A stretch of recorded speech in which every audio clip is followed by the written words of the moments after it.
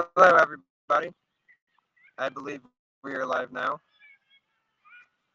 Today we'll be doing a breathe pulse on off-grid energy, and primarily we'll be focusing in solar, mainly because it's something that I have a lot of passion for, and over the past years I've been bringing it to the events more and more, trying to help move us forward in a more sustainable practice, both in our day-to-day lives and at the events.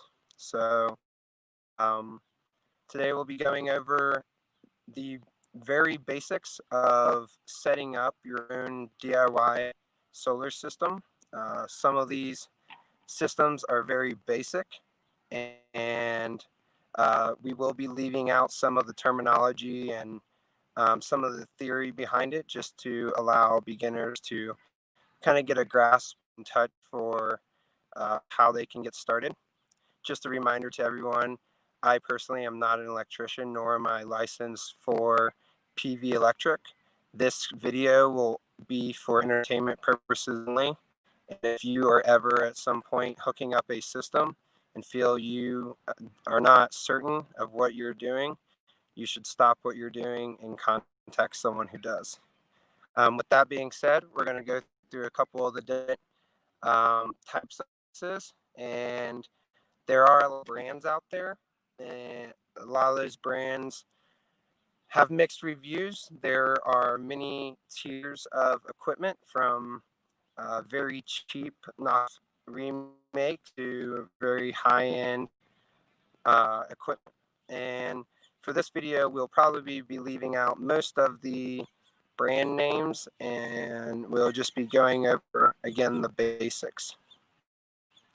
So moving forward, I'm going to switch the camera around here, and we will start looking at some of the different types of products. So every solar system basically contains four main components. The first component we're all very familiar with is the solar panel. They look like this, often in some sort of grid. There are multiple panels. You can see over here I have another type. We'll get into the different types of each piece of equipment later on, but first we're just going to stick to understanding what we need to get started. So again, four main components. We have the solar panel, which again, most people are familiar with. We have charge controllers, which there are many types of charge controllers. Again, many different price ranges and qualities. These are some of the more common ones you might see on Amazon or other online stores. This one here is a PWM, and this one here is an MPPT. And basically, technology with the MPPT, and this is kind of an older technology with the PWM, and they are cheaper. You can find these online really cheap. But being said, while you're connecting these types of devices, be very gentle, because it is likely to strip out one of these screws in here. But moving on is the battery, which we're all very familiar with the battery. Whether it's a car battery, a sealed battery, an AGM battery, a gel battery, or a lithium battery. Any of those types can be used in home systems, and you'll see many different types online and in regular use as you learn more about these types of systems. And then those three parts in particular, the solar panel, the charge controller, and the battery, those pieces of equipment can be used in a traditional system. However, it's really hard for us to get the electric out of the battery because it's often in a configuration that that does not work well with our device. Many of our devices require what is the fourth part, which is an inverter. And many people are familiar with these. You might see one in a boat, see one in a RV. There's many styles from just simple cigarette outlet type to much more expensive and advanced types. Again, along with all the other equipment, many types of inverters primarily fall into two categories: a pure sine wave and a modified sine wave. And we'll get more into those descriptions later, or in the 102 or 103 series. And we're all familiar with USB ports and cigarette lighter ports. These types of ports run on 12 volts. So really all you would need is a battery and a cord, and you would be able to use your power from your system with this.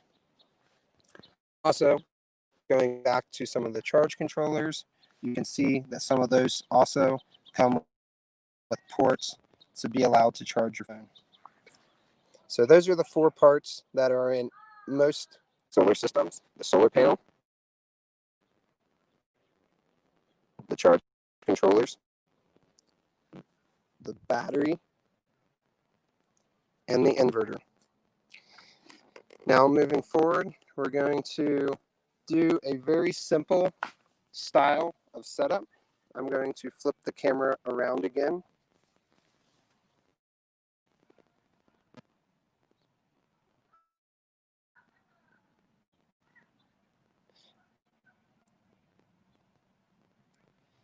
And we're going to go ahead and do an example of what it would look like to set up your own solar system. Some systems can be very complex, and some systems can be very basic. What we're going to do is a very basic setup.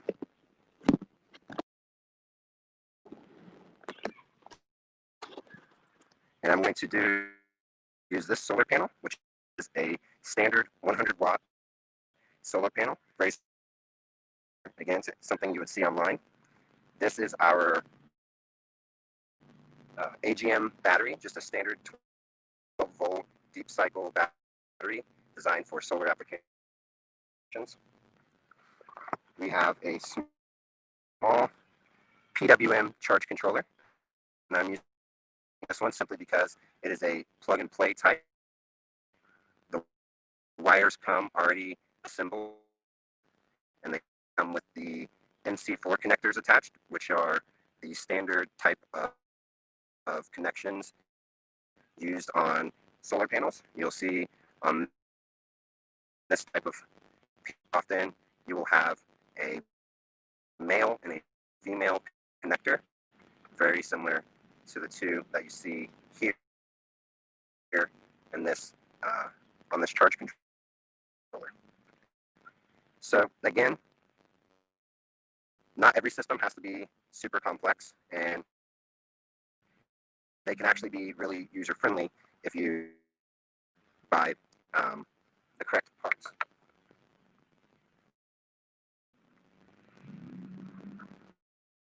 I'm going to go ahead and mount this charge controller to this board.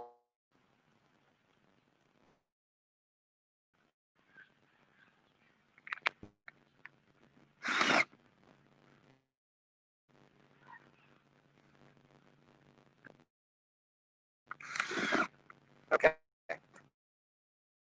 To see a system to a piece of plywood like this, very easy to adjust your layout and to clean up the system once it's functioning and you're more familiar with it. Now, the first step in most systems is you're going to connect the charge controller with the battery, because the battery does what it sounds like, and it controls the charge going to the battery. And it's important for it to be able to communicate with the battery and check in with it and ask it what type of battery it is and what it would like in regards to charging and voltage. So In this system, we have these two really user-friendly alligator clamps. I would not run this in a long-term setup case, and for easy demonstration, really easy plug-play style of wiring. You'll notice on this particular clamp there is an inline fuse. It's fairly important to use fuses appropriately in your system to protect against fire hazard and other risks. And luckily, this comes with one built in, but this will probably be the only one I discuss in this workshop, just to save time and to keep things as simple and as clear as possible for those who are fresh to the topic. Going back to our alligator clamps, wheels is a red one and a black. Some may already know this, but this is very similar to any other time you're using 12-volt batteries or DC electric. Black is negative, red is positive. If you're doing electrical wiring in a house or something of other sorts, be sure to check in with an owner's manual or a wiring diagram to ensure that you are things up correctly. So if we look at our battery here, our battery also has a red terminal and it has a black terminal. And then it also has a minus sign, which is kind of hard for y'all to see. A positive over here. And those are corresponding to positive and negative. So first, we're going to go ahead and connect our charge controller. And in this case, it's going to be very simple. Just going to connect to the correct terminals. And we will start to see the charge controller kick on. You can kind of see this here. It looks like we're getting a bit of plastic. So here you see it scrolling through some of the settings. And I'm going to go ahead and explain what these settings mean for those who aren't familiar with these types of devices. First, we can use one of the buttons to scroll off and then another to select. And these cheaper charge controllers, they often do not have the ability to change settings, but they often do provide over 12-volt charging options. This is a very basic, very simple charge controller, and it's fairly small, so we're kind of limited to what we can access through this screen. However, we can see things. Starting at the top, PV, which stands for polar voltaic, and we're seeing 0 volts, and that's because the panel is not photovoltaic, and the panel is not connected currently, so we're not seeing anything from the PV side yet. Once we click down, we can see that we are reading 20 or 12.4 volts, which is pretty standard for your 12-volt battery. And things are looking well. It's communicating with the battery. It understands it's connected, and we're ready to move to the next step. Okay, and you can see alligator clamps are just right here, and they're fairly. The next part will be connecting the MC4 connectors or the solar panel to the charge controller, allowing power to flow into our battery. These two are very simple connections. Again, you have the positive and negative, and they connect like such.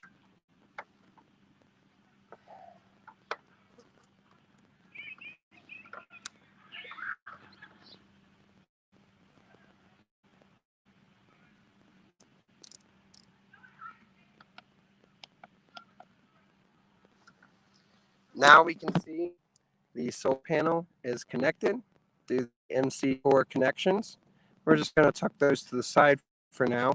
We're going to come back and look at our charge controller.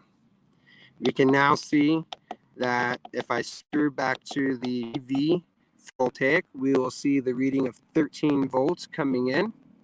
And if we scroll down, 0.1 amps. Now, people may not know what those two variables mean, but I can explain, and to some degree, fairly easily, what is relevant. Currently, we are bringing in a small amount of electric because we do have a partly cloudy day out here at the park, and so we're not getting full, and that's pretty common, but you could see we were still getting some incoming power. Now, a really common formula that we use in measuring and observing the incoming power and our usage is some of the terminology we will use is voltage, amperage, wattage, watt hours, amp hours, and a few others. This moment, we're just going to talk about volts. Let's see, volts times amps. Let's see if I can get all this in here. Volts times amps equals watts. Okay, and this is the easiest way I can help people remember this.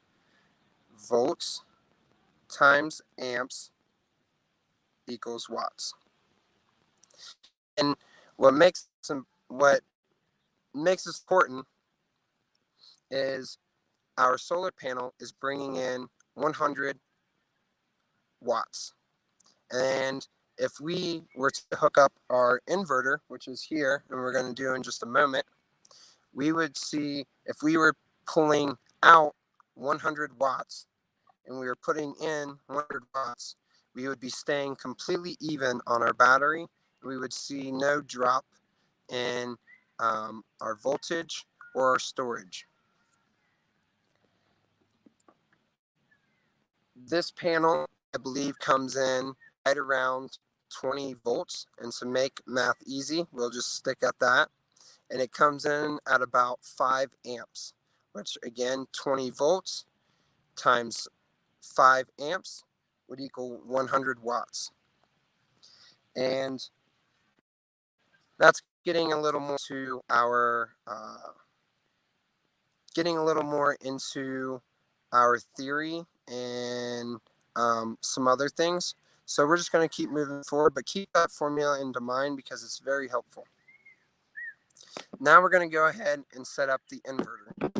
The inverter also is fairly simple. This one is a pure sine wave, as you can see. We have a couple ports right here and an on-off switch. It's fairly important to fuse, protect your inverter.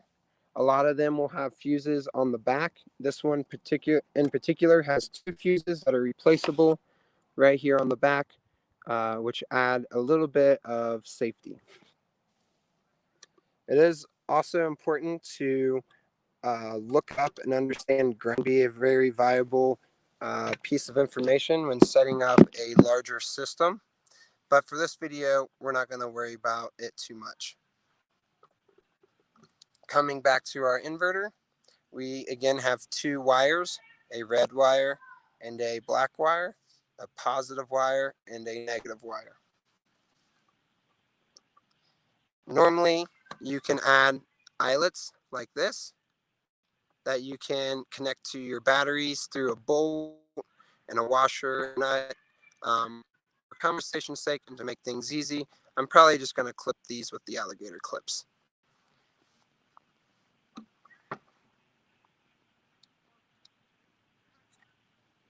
Don't hook them up back instead.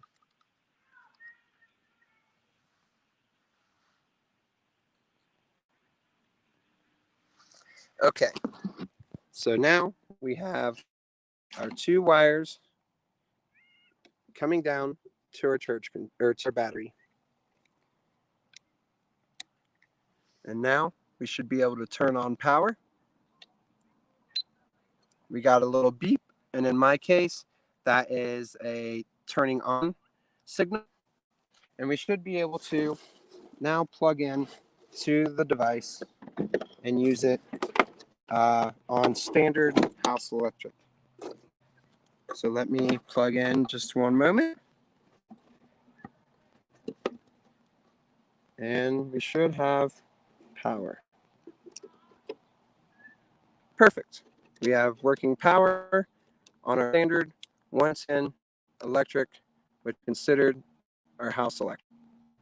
In Europe and other countries, they might use something called 220 to 240, or we'll see that here in the United States on systems that have waters and dryers, furnaces, hydro types of things. Okay, so that would be the process of setting up an entire system from start to finish. And again, this is a very basic system. This here could still power quite a bit. You'll not run an entire house off of a single 100-watt panel.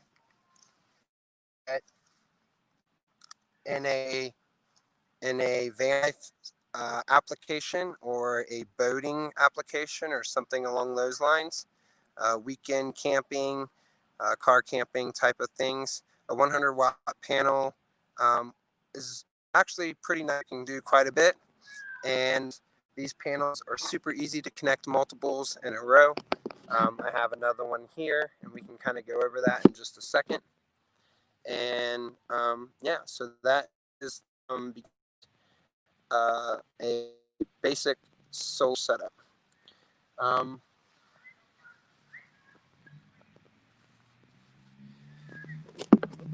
Moving forward, I can go ahead and show what it would like to add a second panel.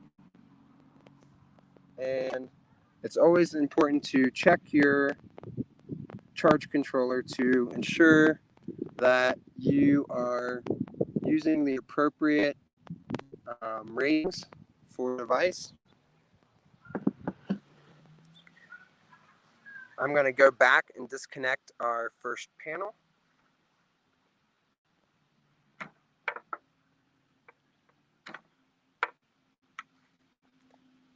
And show what it would look like to connect two together. We have the two wires here and two here. Give me just a moment. I'm going to turn my camera around so you can see a little bit better.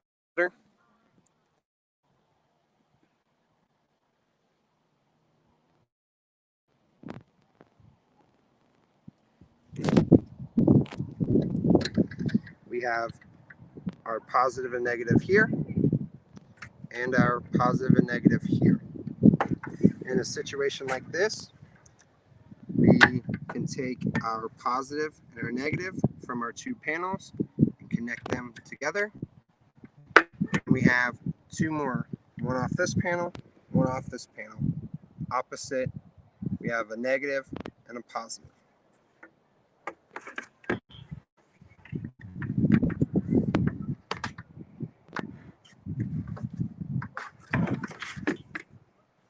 Around this way.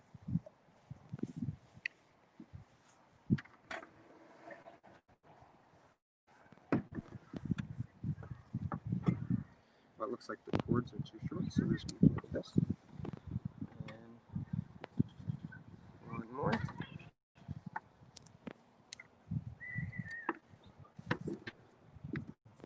Okay.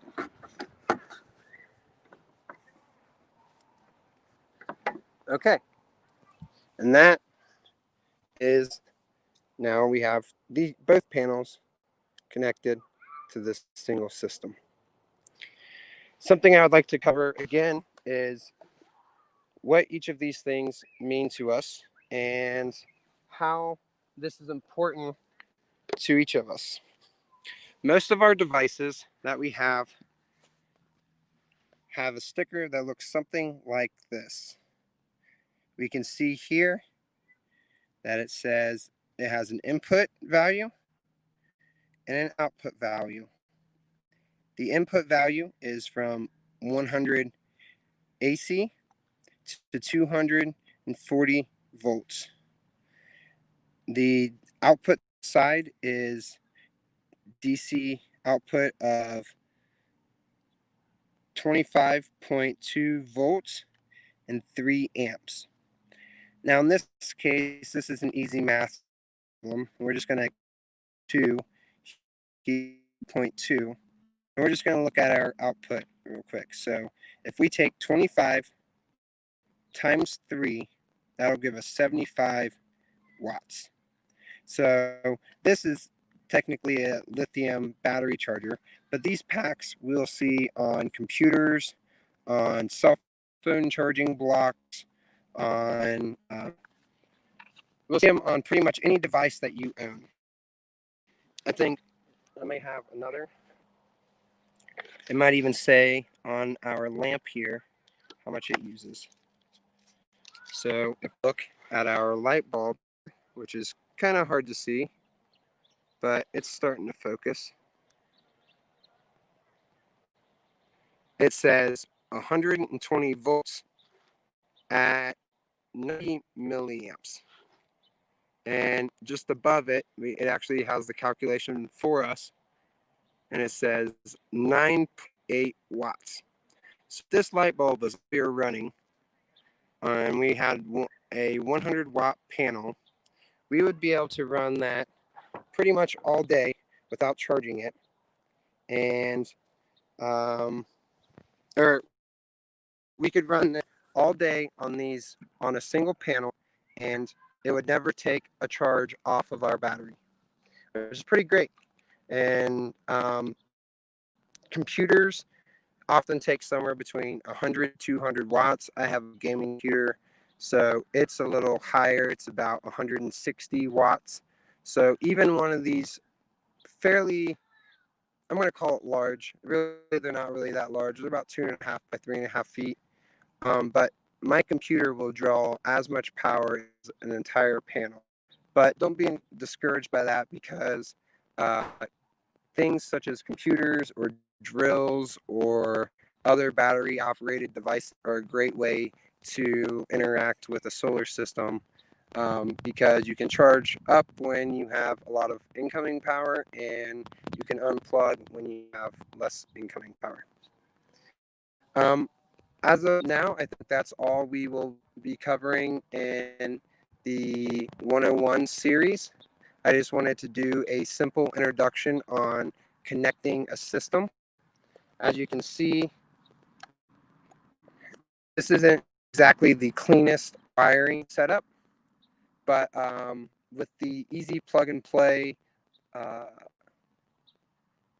charge controller kit, it makes it, well, just that easy to hook up, and why not use the tools that are here. I would like to try to open up the workshop to a Q. I would like to hear what people are currently working with, any questions they might have on those types, on their system or their devices, and see if maybe we can help individuals move forward with their systems that they're using now. There's often a lot of troubleshooting, and it can be, you can find yourself falling deep into the rabbit hole fairly quickly once you start looking into these devices. I know that some of the people or viewers are using Instagram and Facebook and other options. I believe Instagram currently does not allow the questions to come through, and I can't really tell if anyone is watching through this platform, but if there are any questions, I'm open to those. And if there's no one on now, please feel free to reach out to me through Facebook or one of the many other avenues, and I would love to talk to you in person about the systems that you're using, the equipment you're using, and your application, and maybe we can help discuss consumption and ways to optimize your current system. If we don't have any questions, I'm looking now. If we have any questions or comments, that's okay. We can send it off to Davis for the closing part of the video.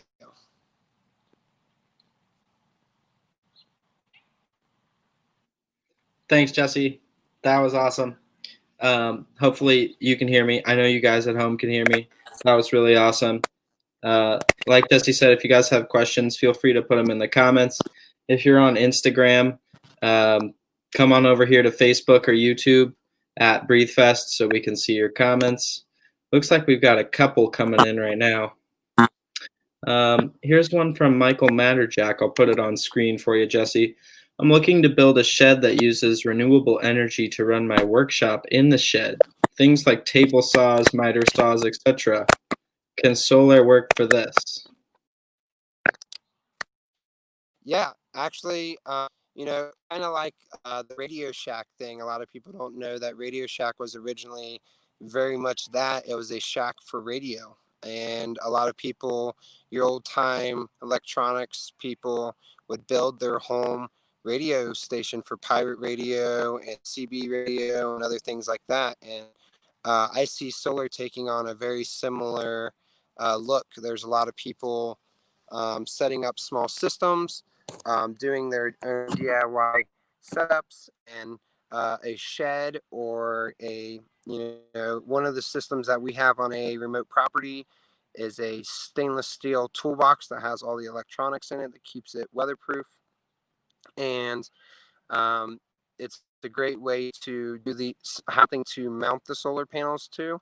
Often the solar panels come with mounting brackets or you can buy them, but if you have a structure already to mount them to, that's great. As far as application goes, a tool shed, you can, some of those tools may require large amounts of electric, but some of the most energy sucking pieces of equipment are anything that creates, so whether it's a microwave or a coffee pot or a heat gun or something like that, all those are high wattage. Something I would recommend is, again, looking at any device that you own, whether it's your computer or a charging block or your saw, and look at its wattage, look at its voltage, look at its amperage, and then use the formula volts times amps to figure out your wattage, and then you can kind of size, okay, these are the things that I'm going to be using, and at any given time, I need to have this much output. And if you can reason that much input on the roof, then that's a really good sign. That means you can use your workshop continuously without drawing from the battery. Thanks for the question, Mike. Very cool, Jesse. I know that last year, BreatheFest 2019, Jerry from Balance Community brought out an industrial sewing machine for sewn loops. And I believe he ran that whole setup, the machine and his computer, off of a solar setup similar to what you've got behind you. So definitely cool to see all sorts of applications that come into play.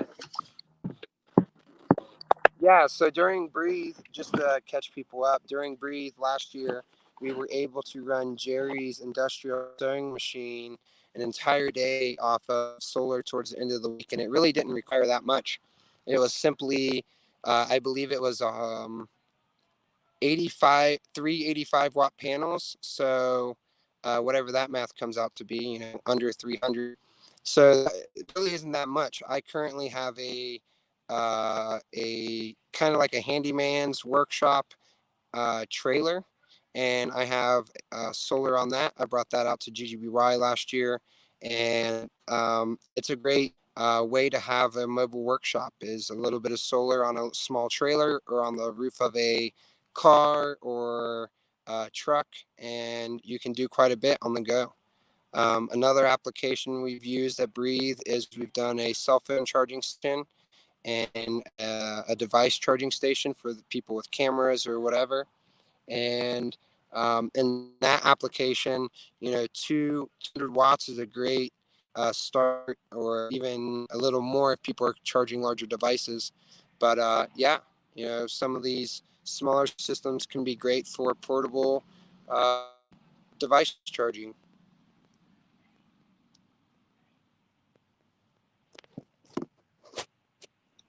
Very cool. Yeah, it's been really awesome to have you at the on site at Breathe and GGBY and all these other places we like to recreate, and it's important to keep our Instagrams juiced up for all the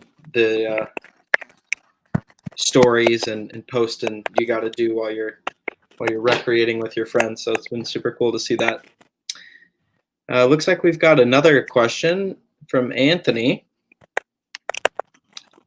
What about something like a slow cooker? I believe that uses energy on and off, not really pulling energy the entire time that it is on, 4 to 6 hours or so. So I guess the question is like, what about something that like requires energy on and off, kind of like in intervals? Thanks, Anthony, for the question. Yeah. So I just was able to read Anthony's question, and it looks like he's asking about the slow cooker option. In that area, there are, I believe that I have a slow cooker that runs about 600 watts. Again, it was directly listed on the bottom of my device, and I have definitely used it to cook ham and beans and other types of things in the crock pot, run it all day. Can be application, but again, using electric for heat is typically kind of one of the higher draws, whether again it's for a space heater to a hot plate. They do make hot plates that are of a different technology, and they run a lot less energy. But as far as cooking with electric, it can be difficult. But there are some rice makers that only pull 100 to 50 watts. So you might check out a rice maker or some there's other slow on off devices as you're describing.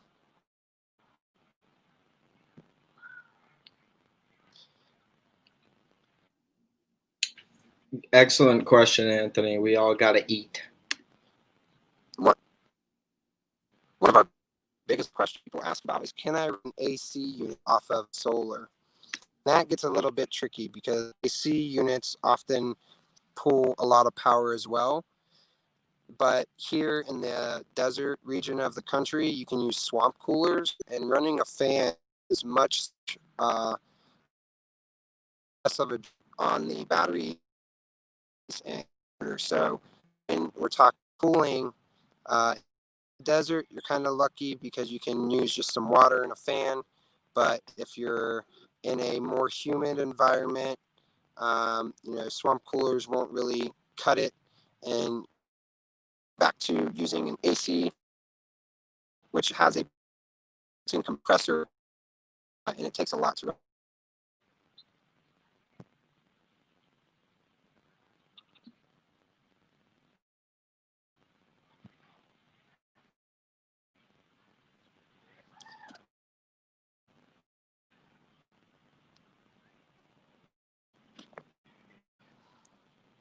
Yeah, no problem, Anthony. And if anyone else has any questions, please feel free to post here, or just comment on one of the Facebook or Instagram posts where we were sharing the Breathe for this alternative renewable energy.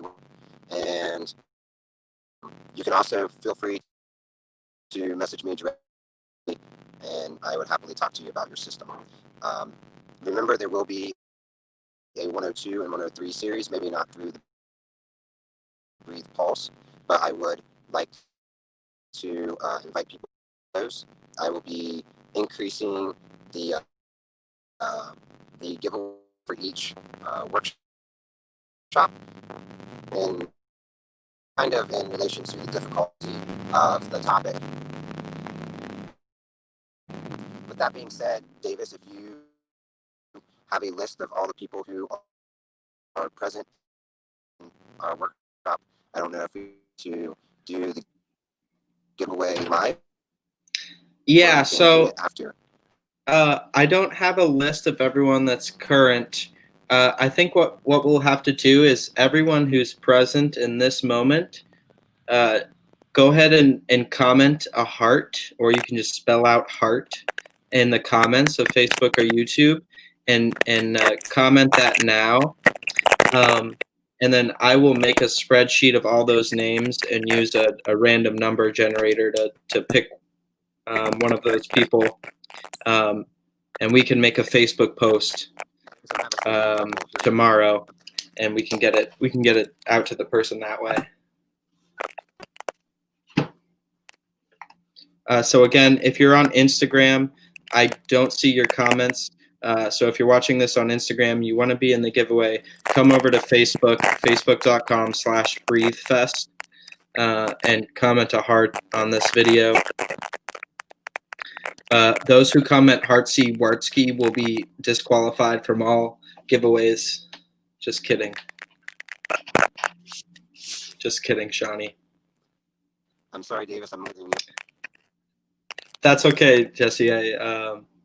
I still got you just fine, and we're getting lots of hearts coming in here. So some definite interested parties in the giveaway, and I think we'll probably see a lot of those folks at your 102 workshop. Yeah, this has been amazing. Any last questions for Jesse? Feel free to type them in the comments. Even if he doesn't get to them, I'm sure he'll reach back out to you after the video and answer all your questions. Jesse, you got any last comments for the folks before I send them off?